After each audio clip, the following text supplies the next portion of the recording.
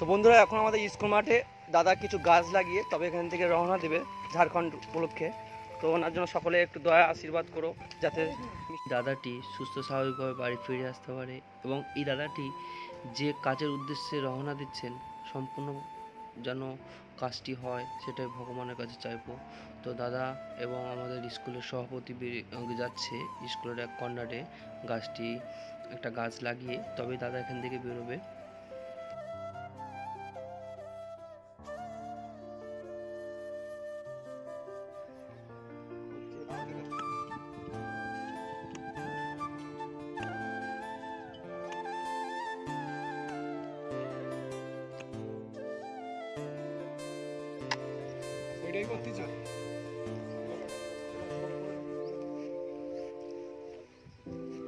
এর হাত কাঁপাবে না।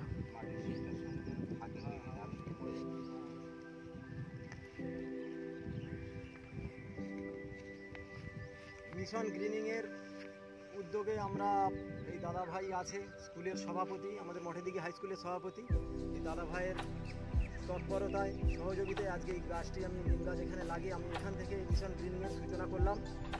আশা করি সকলে আমার সহযোগিতা করবে, পথে এবং চারিদিকে সকলে সহযোগিতা পাবো। আশা করি বৃক্ষের চারিদিকে বৃক্ষ যেন সমারোহ হয় ভবিষ্যতে, এই উদ্দেশ্য নিয়ে আমি আজকে জার্নি শুরু করলাম।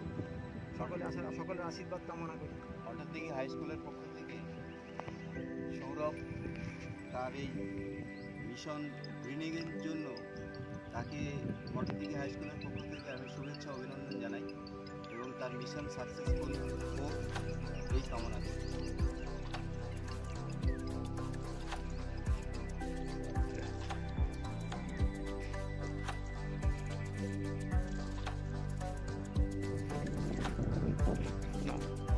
আমি আমার মিশন গ্রিনিংয়ের পক্ষ থেকে মঠেদিঘি হাই স্কুলের সভাপতি তার অনুমতিক্রমে একটা বৃক্ষরোপণ করেছি, তার সহযোগিতায় নিম গাছ।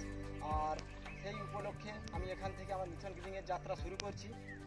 আর মিশন গ্রিনিংয়ের যাত্রা শুরু করার প্রাককালে আমাদের মঠেদিঘি হাই স্কুলের সভাপতি পশুপতি প্রাণের মানিক দাদার কাছে আমি আমার পক্ষ থেকে মিশন গ্রিনিংয়ের পক্ষ থেকে একটা স্মারকলিপি তুলে দিলাম।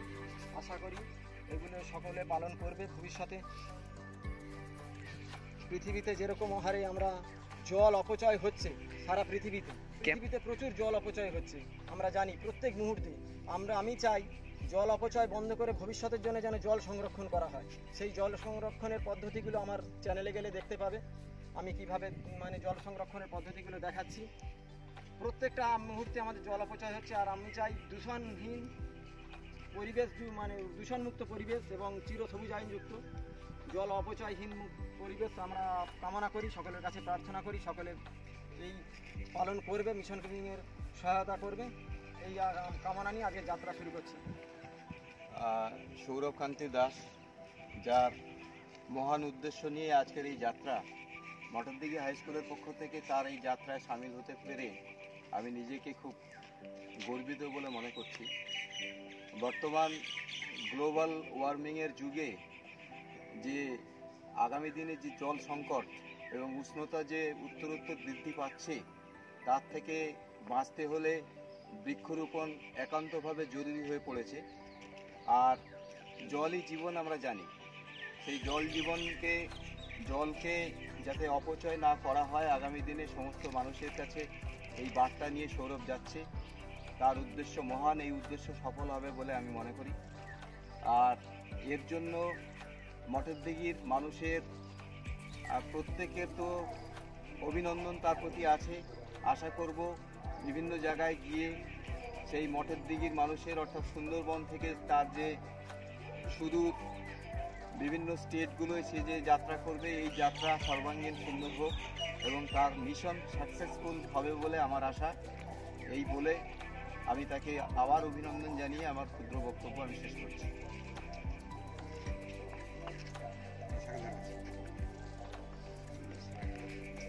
যে উদ্দেশ্যে বার হচ্ছে জল অপচয় এবং বৃক্ষরোপণের উদ্দেশ্যে মানুষকে জাগানোর জন্য কিছুটা, তার যেন যাত্রাপথ সুগম হয়, আমি এই কামনা করি।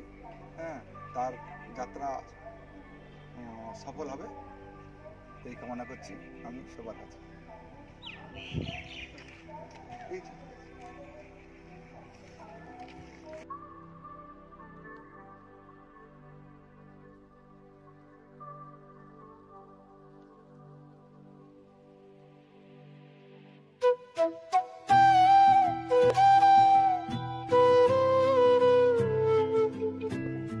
অনেকদিন থেকে ইচ্ছা ছিল যাব, কিন্তু প্রচুর বাধার সম্মুখীন হয়েছি। হওয়ার পরে আমি মোটামুটি এখন অনেক বাধা কাটিয়ে সামনের দিকে সকলের সহযোগিতা আশীর্বাদ নিয়ে এগোনোর চেষ্টা করছি, সফলও হতে চলেছি। আর আমার উদ্দেশ্য দূষণহীন, অপচয়হীন, দূষণমুক্ত, চিরসবুজায়নযুক্ত পরিবেশ গড়া।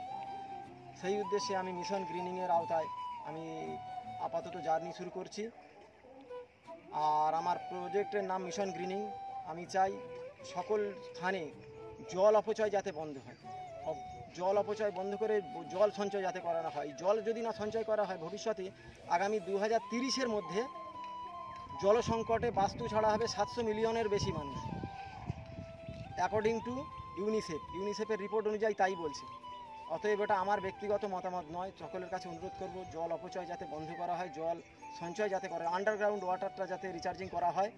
তার জন্যে সমস্ত কিছু ডিটেলস আমার মিশন গ্রিনিং ইউটিউব চ্যানেল আছে, ওতে দেবো আমি, সকলে ফলো করলে পেয়ে যাবে। আর প্রত্যেকের কাছে অনুরোধ চিরসবুজায়নযুক্ত পরিবেশ গড়ার। আগামী দিনে যে আমাদের স্কুলের সভাপতি বলে গেলেন যে সত্যি গ্লোবাল ওয়ার্মিংয়ের কারণে সমস্ত কিছু, এই এত হিট এই গ্লোবাল ওয়ার্মিংয়ের কারণে, তার জন্য আমাদের একটাই উপায়, গ্রিন হাউস গ্যাসকে রুখতে গেলে বৃক্ষরোপণ। সেই বৃক্ষরোপণটা প্রচুর হারে করতে হবে, তার উদ্দেশ্যে আমি আপাতত যাচ্ছি উত্তর পূর্ব ভারতের একটি রাজ্য ঝাড়খণ্ড, বিহার এবং আমাদের পশ্চিমবঙ্গের দক্ষিণবঙ্গের কিছু একাংশ আমি পরিক্রম করব। 100 কিলোমিটার অন্তর বৃক্ষরোপণ করব।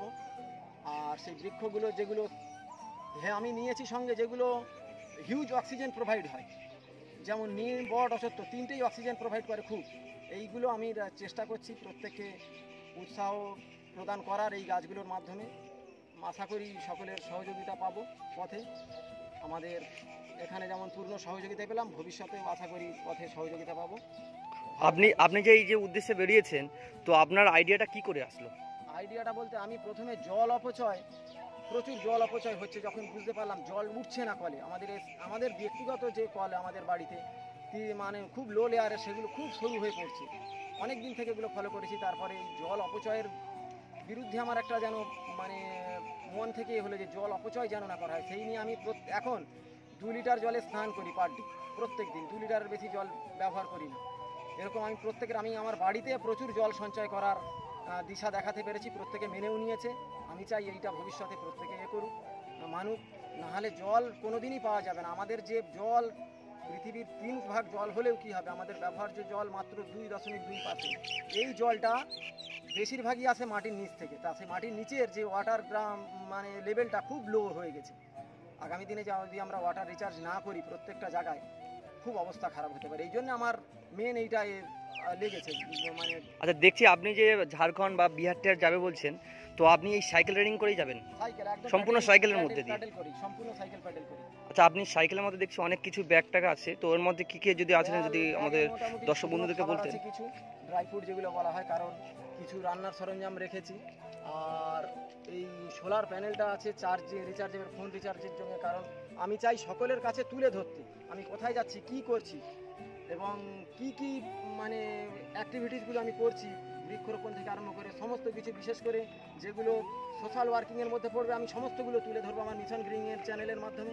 আর আমার একটা ইউটিউব চ্যানেল আমি আজকে ওপেন করব, সেটা হচ্ছে সৌরভ যাত্রী। তাতে আমার এই যে ব্লগিং চ্যানেল, আমার কোথায় যাচ্ছি, কি করছি, কি খাচ্ছি, কীভাবে থাকছি, কীভাবে এই কদিন একা স্ট্রাগল করছি, সমস্ত কিছু আমার ওই সৌরভ যাত্রী চ্যানেলে দেখা যাবে। 2টো চ্যানেল আমার আছে। আচ্ছা, আপনি যে এতদূর যাওয়ার জন্য রওনা দিচ্ছেন, পথে ঘাটে যদি দুর্ঘটনা ঘটে যায়, তো তার জন্য কোনো পদক্ষেপ আপনি নিয়েছেন কি? ফার্স্ট এড বক্স রেখেছি, আমাদের হাসপাতাল থেকে প্রোভাইড করেছে, এবং হাসপাতাল থেকে আমাদের ডিএমএইচও স্যার যিনি আছেন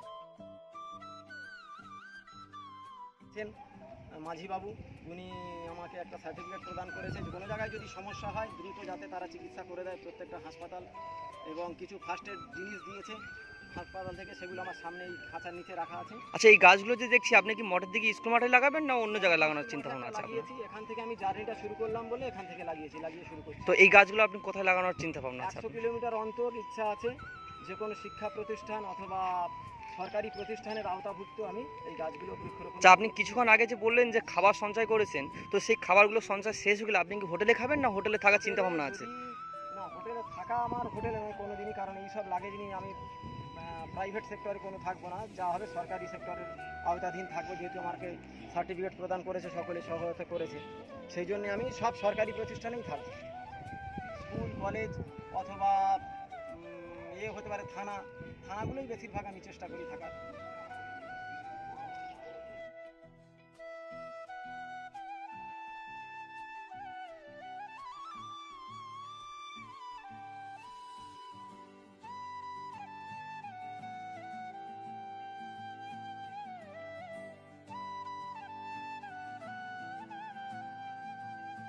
এই দাদা যে উদ্দেশ্য নিয়ে বেরিয়েছে ওনার উদ্দেশ্য যেন সফল হয়, তো ওনার জন্য আমাদের সকলের আশীর্বাদ দয়া রইল।